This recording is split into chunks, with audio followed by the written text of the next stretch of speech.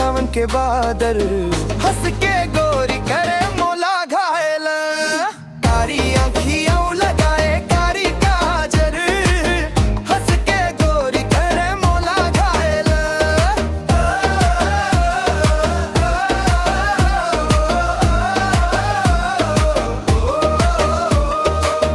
तीर कस लगे तोर तिरछी नजरिया, तोर रधा अगौरव में जो हम डगरिया।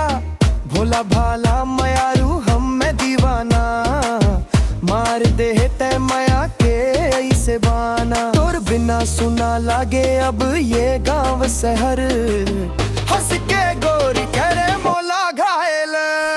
कारी आँखियों लगाए कारी काजल, हंस के गोरी करे मोला घायल।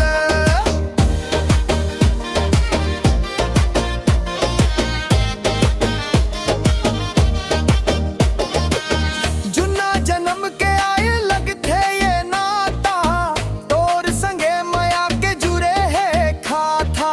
दे देते हाथ मोर हाथ मसंगवारी, तोर बर छोड़ दूं मैं दुनिया ये सारी। बना ले मोला अपन हृदय के तय धड़कन, हंस के गोरी करे मोला